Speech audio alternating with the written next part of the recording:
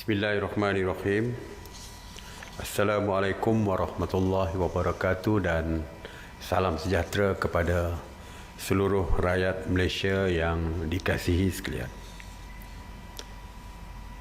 Seperti biasa, saya akan mulakan dengan tindakan Task Force Operasi Pematuhan. Semalam 74,809 pemeriksaan telah pun dilakukan bagi memantau dan menguatkuasakan SOP PKPB di seluruh negara.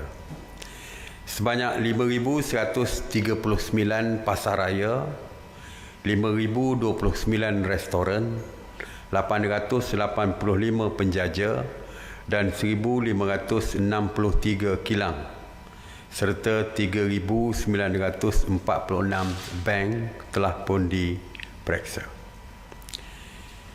Pemeriksaan juga telah dibuat di 1,103 terminal pengangkutan darat, 221 terminal pengangkutan air dan 111 terminal pengangkutan udara.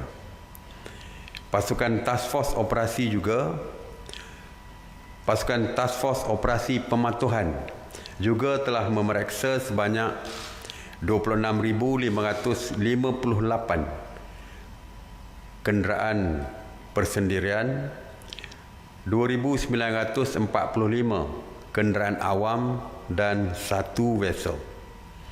Turut diperiksa adalah 3,022 pasar awam, 4,138 tempat ibadah, 1,583 tempat riadah dan 600 tapak binaan.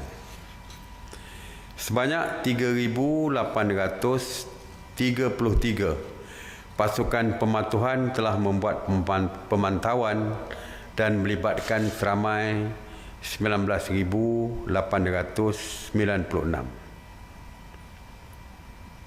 Pihak berkuasa, seperti yang saya sebutkan sentiasa, akan mengambil tindakan undang-undang ke atas sesiapa sahaja yang tidak mematuhi SOP yang dikeluarkan.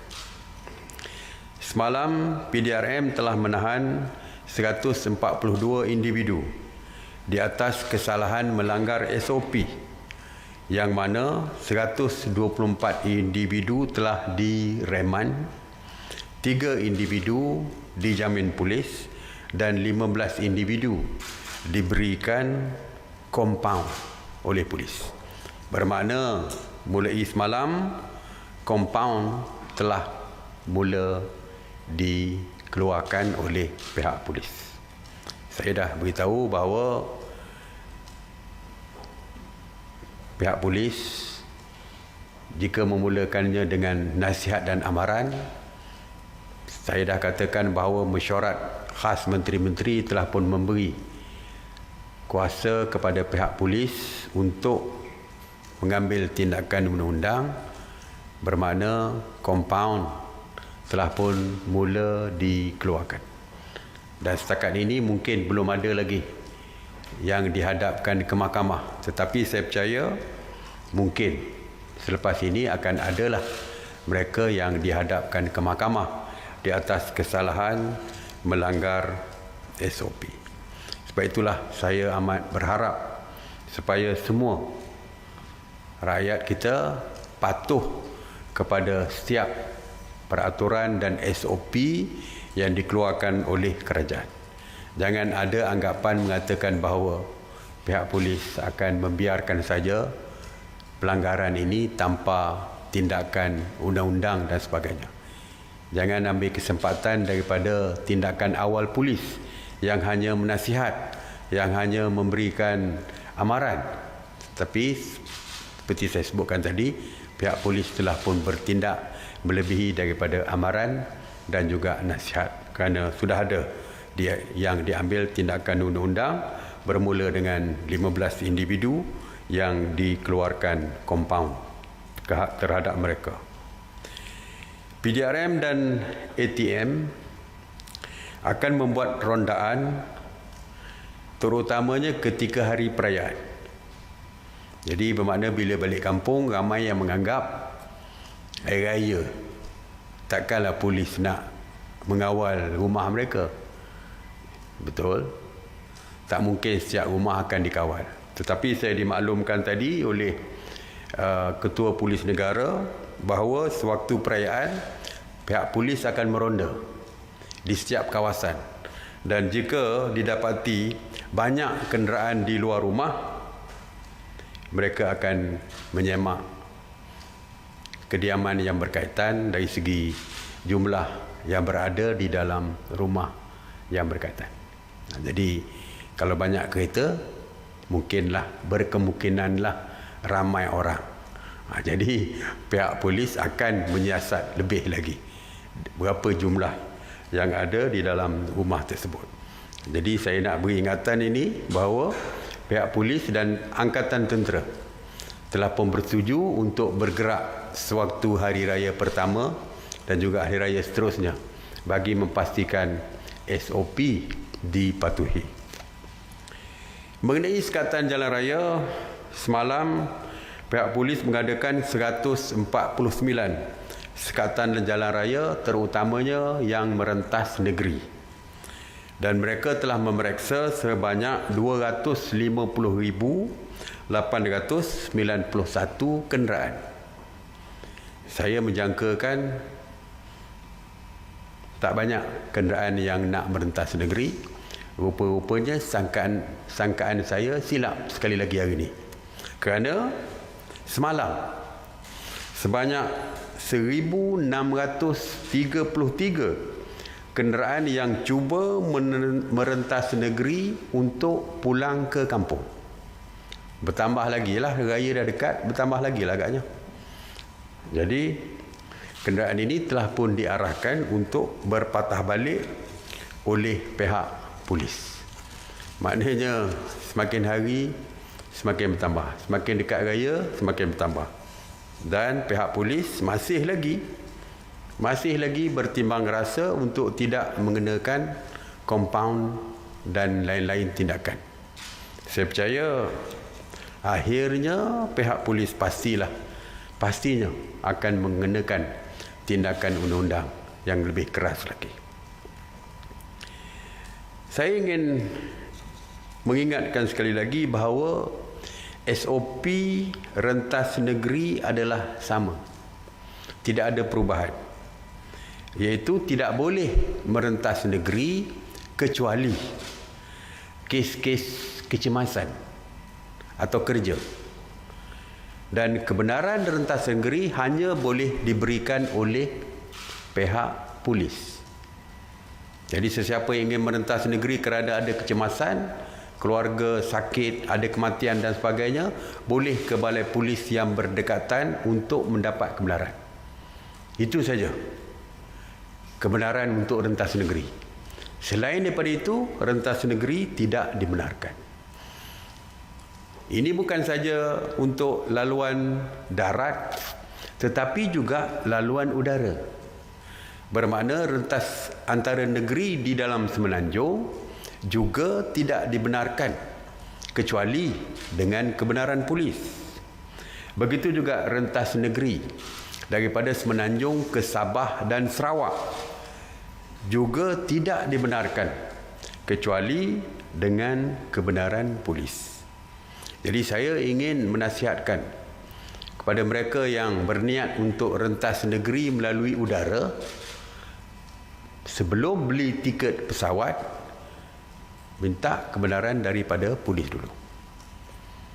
Saya takut selepas mereka beli tiket, tidak ada kebenaran daripada polis, mereka mungkin akan disekat untuk terbang, ataupun di sekatan jalan raya berhampiran dengan lapangan terbang, mereka diarahkan patah balik oleh pihak polis.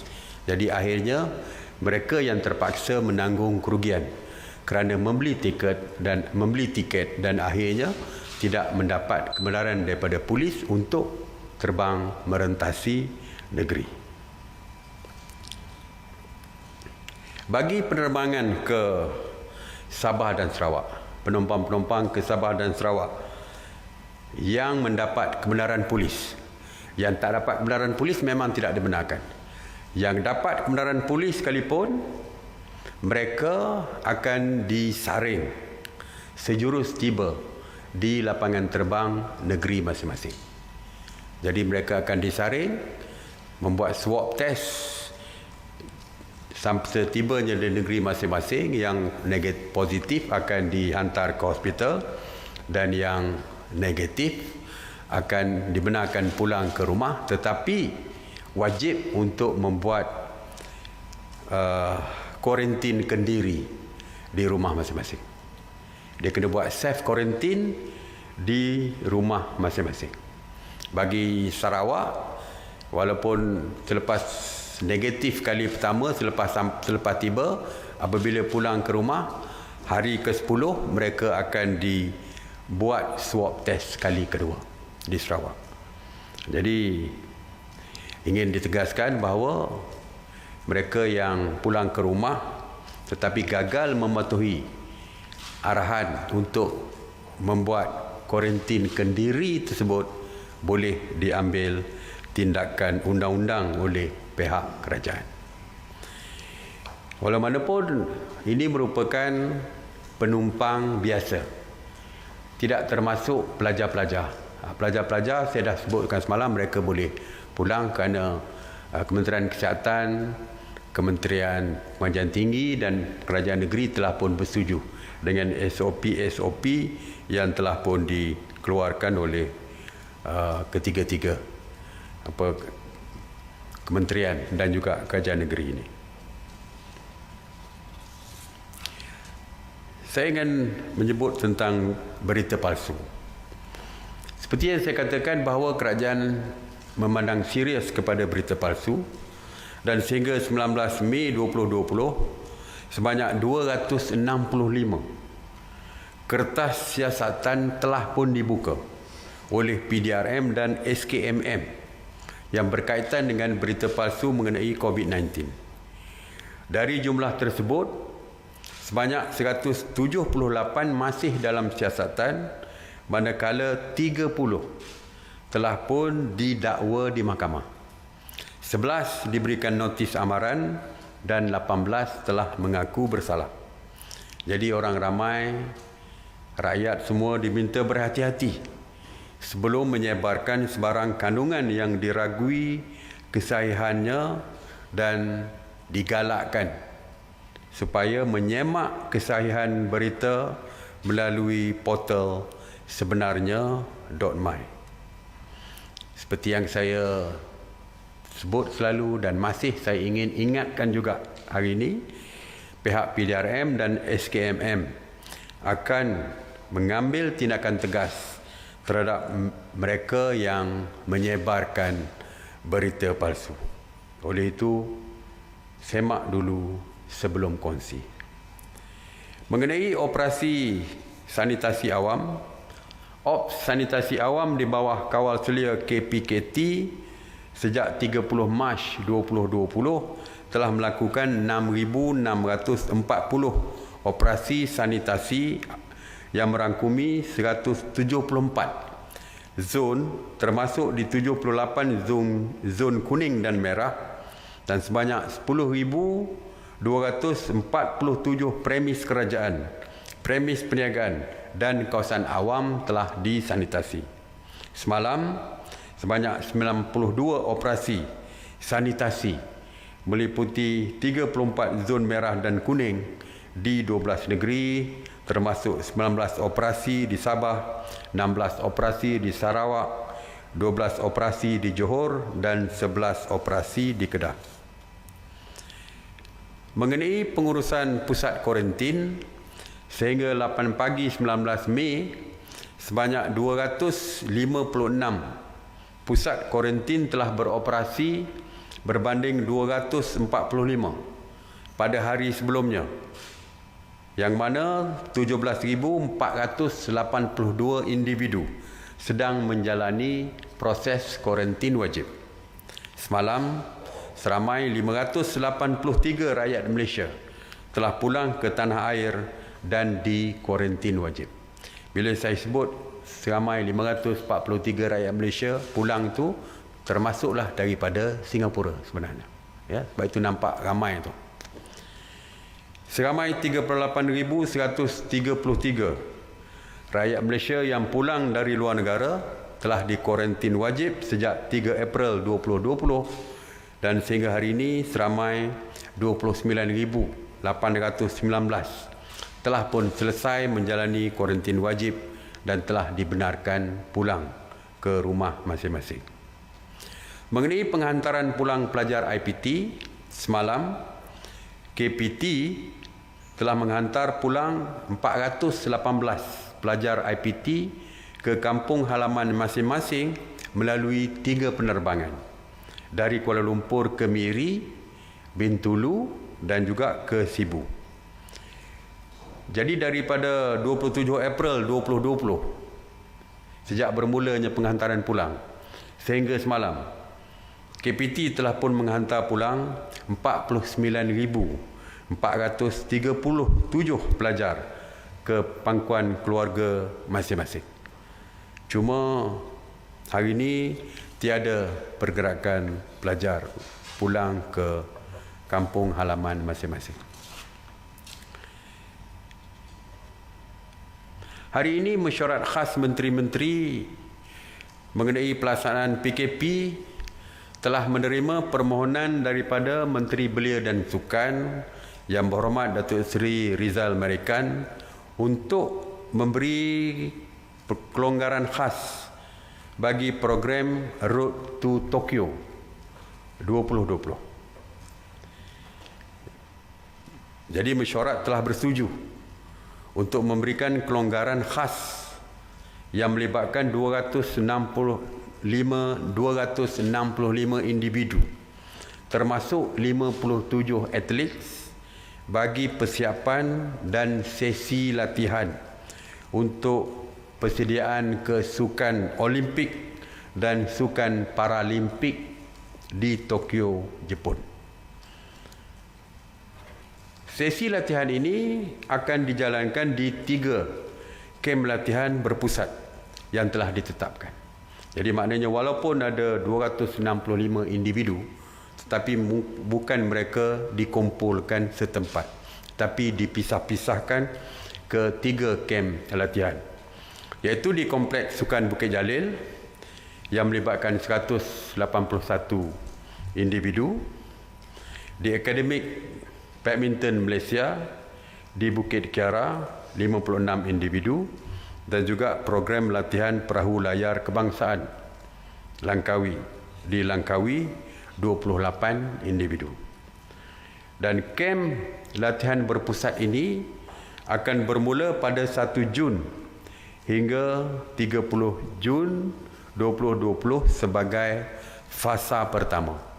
Dan SOP-nya amat ketat sekali, iaitu pada hari pendaftaran untuk memulakan latihan, mereka mesti menjalani saringan kesihatan iaitu swab test.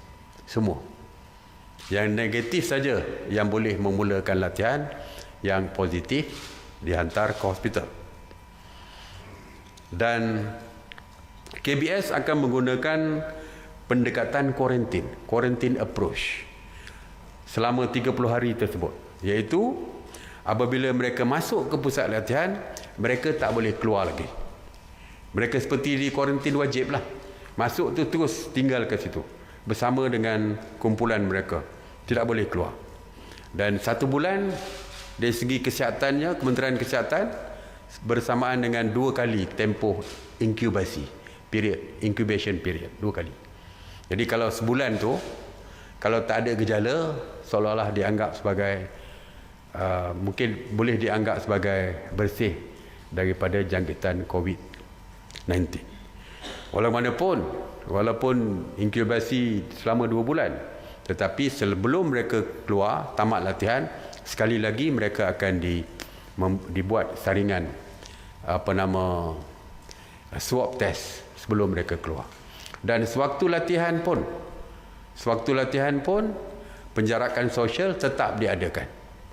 tetap dilaksanakan. Jadi sebab itu saya katakan bahawa dari segi SOP-nya masih mesti dipatuhi dan SOP-nya amat ketat sekali.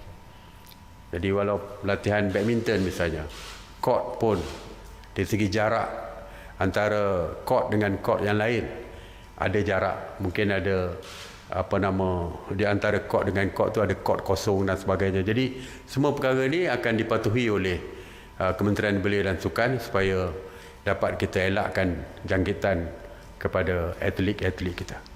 Dan kita merasakan bahawa keperluan untuk atlet kita kerana mereka akan mewakili negara ke Sukan Olimpik yang saya difahamkan akan diadakan pada tahun 2021 kalau tak silap. Ya, tahun ini mungkin tidak ada, dah diumumkan, tapi awal 2021 akan diadakan. Jadi mereka mewakili negara. Jadi sebab itulah kita membenarkan mereka mengadakan latihan, tetapi SOP-nya adalah amat ketat dan kita bersetuju supaya satu jawatankuasa pemantauan yang dipengerusikan oleh Menteri Belia dan Sukan untuk memantau pelaksanaan dan juga SOP yang telah pun kita keluarkan. Jadi itu saja untuk hari ini. Terima kasih. Pesanan saya, terus kekal di rumah untuk terus kekal selamat. Stay home, stay safe. Saya buka kepada soalan. Assalamualaikum Tok Sri.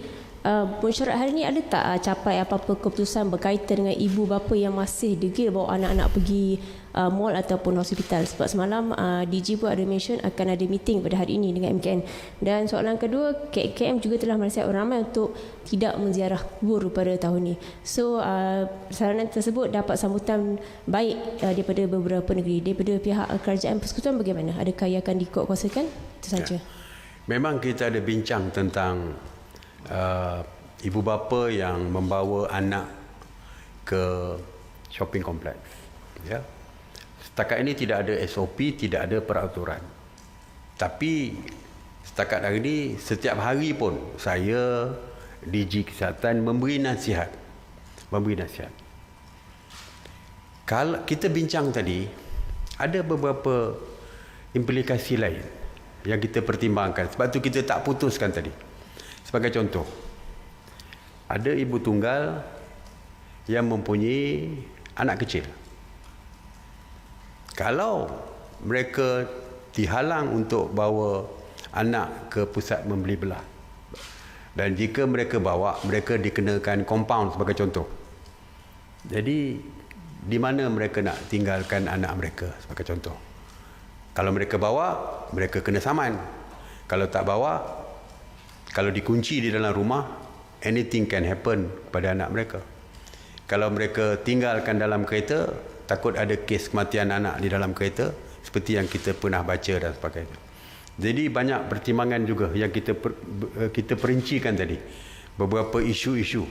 Jadi sebab itulah kita tadi kita bincang, tetapi kita minta supaya KKM, MKN bincang semula, sit down dan discuss lebih detail. Kita takut akhirnya timbul satu isu baru pula akibat daripada tindakan kita. Yang keduanya dari segi nasihat.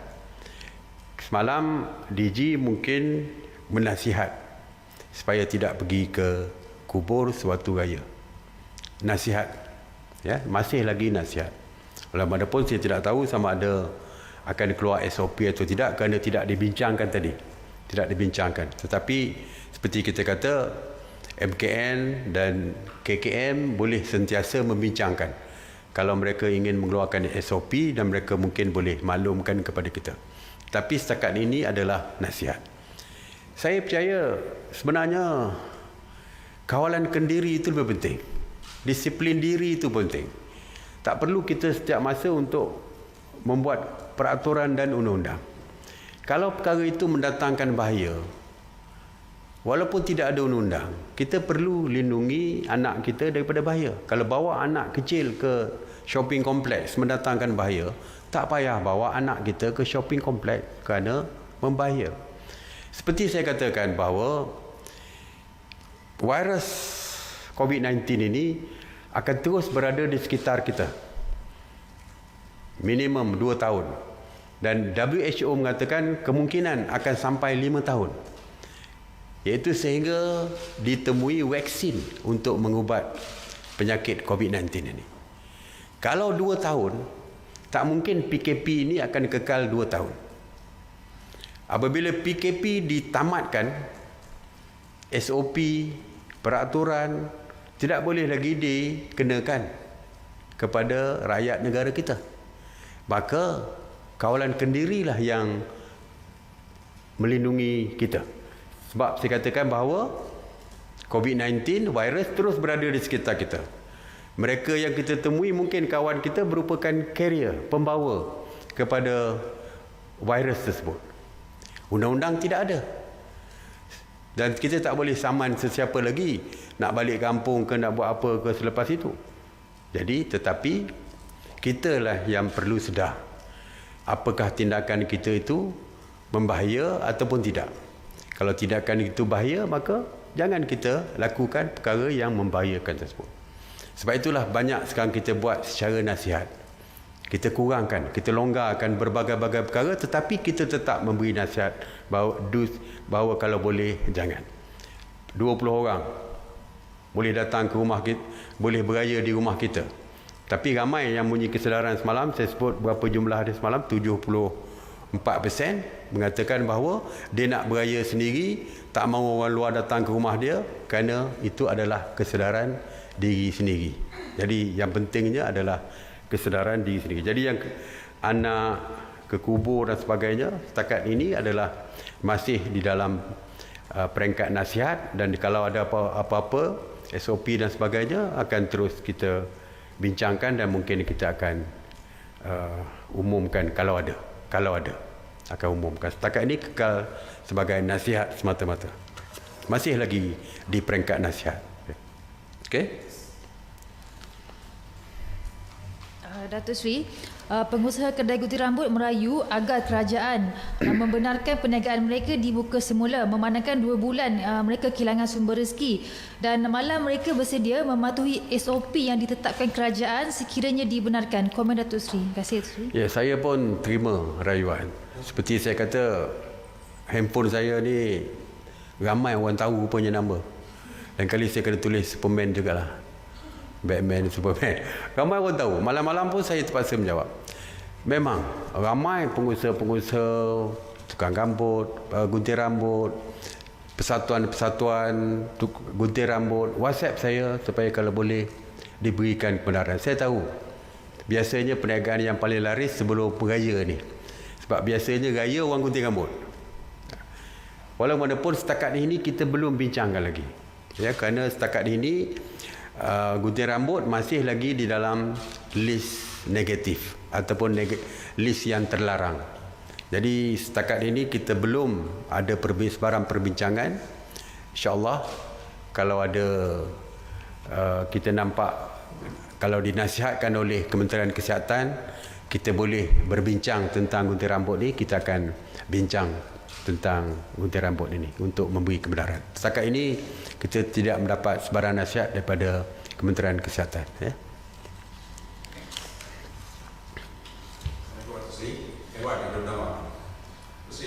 Ada yang tak sempat daftar program Gerak Malaysia baru-baru ini disebabkan sistem atau aplikasi yang digunakan tengah dalam terhang. Disebabkan tiada lagi program ini, ada tak dilakukan kes-kes tertentu untuk membenarkan perjalanan berhala, contohnya suami nak jemput isteri dan atau anak-anak? Dan bagaimana pula kalau contoh kes masalah rumah tangga, mungkin datang nak ambil anak-anak, komen isteri? Ya. Peluang dah diberi sebenarnya 4 hari itu. Waktu itulah nak ambil anak ke, ada masalah lain-lain ke, waktu 4 hari itulah. Ramai yang ambil kesempatan waktu itu.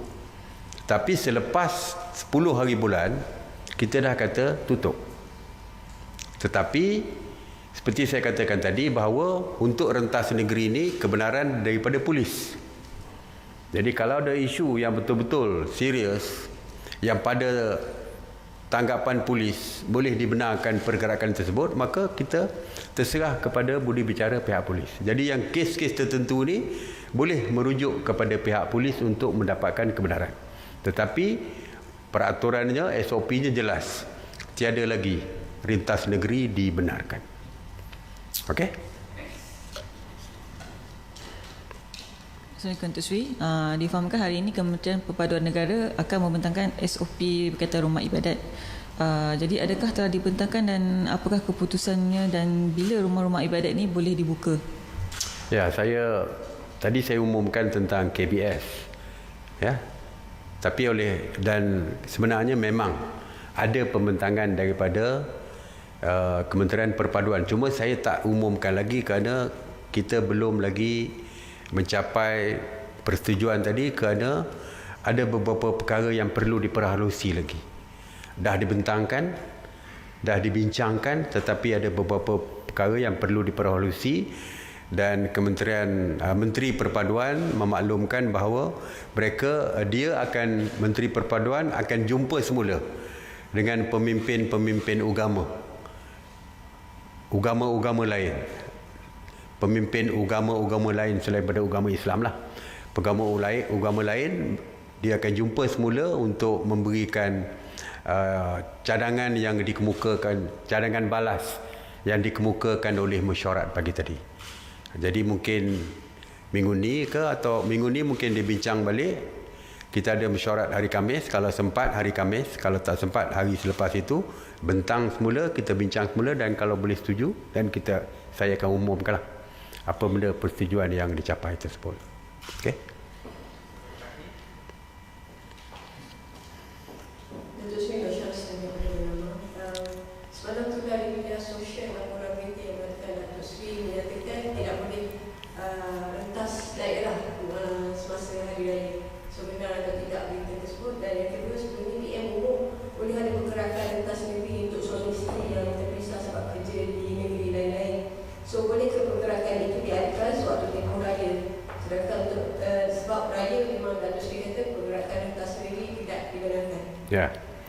Yang pertamanya, berita semalam tu tidak ada dalam media perdana, ya. Tidak ada dalam media perdana, cuma dalam media sosial. Kalau tak ada dalam media perdana, maknanya berita palsu lah tu. Berita yang dikeluarkan berita palsu, kerana setakat hari ini rentas daerah dibenarkan, masih dibenarkan.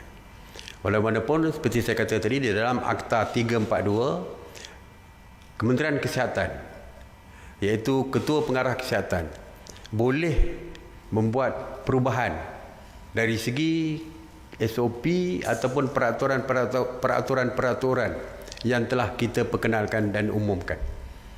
Katakan tiba-tiba dia kata tak boleh. Sebagai contoh, tadi kita kata untuk ke kubur ni masih dibenarkan, dan dia menasihatkan tak benar. Dia kata nasihat, tapi tiba-tiba Kementerian Kesihatan merasakan bahawa tak boleh, maka dikeluarkan peraturan tak boleh, maka tak boleh lah. Jadi setakat hari ini kebenaran untuk merentas daerah adalah dibenarkan. Jadi selagi tidak ada pengumuman baru yang mengatakan tak boleh, maka merentas daerah adalah dibenarkan. Masih boleh, ya? Masih boleh. Kalau daripada daerah Petaling Jaya nak pergi ke Kajang, bolehlah. Satu daerah dalam negeri yang sama, boleh. Boleh dalam negeri yang sama. Within intrastate dibenarkan, boleh. Tentang yang nak bergerak suami isteri, selain kita tidak benarkan balik ke kampung merentas negeri. Jadi itu termasuklah semua pihak. Untuk suami isteri yang nak menziarah suami di tempat lain, sepatutnya berlaku bukan untuk hari raya. Itu adalah kebenaran bukan untuk hari raya. Itu untuk hari-hari biasa. Jadi ramai yang mengambil kesempatan ini kerana kebenaran tersebut, maka dia pun nak balik raya. Tetapi saya dah katakan, walaupun dia nak rentas negeri untuk berjumpa dengan isteri atau suami atau keluarga dia juga mesti mendapat kebenaran polis. Kalau polis berpuas hati bahawa tujuan dia balik bukan untuk raya tapi benar-benar kerana dia dah lama sangat tak balik dan dia rindu dengan keluarga, dia nak balik, dan kerana ada kebenaran daripada kerajaan nak dibenarkan, terserah kepada polis. Tetapi general rule-nya nak balik merentas negeri untuk raya tak boleh. Termasuklah kes yang melibatkan suami isteri tadi. Yang kita benarkan dulu bukan waktu hari raya tapi hari-hari lain. Jadi saya nasihatkan siapa yang berminat nak balik macam tu, perintah negeri, jumpa polis. Kalau polis puas hati benarkan, benarkanlah. Kalau polis tak benarkan, maka mereka masih tidak dibenarkan balik ke kampung. Okey? Terima kasih. Assalamualaikum warahmatullahi wabarakatuh.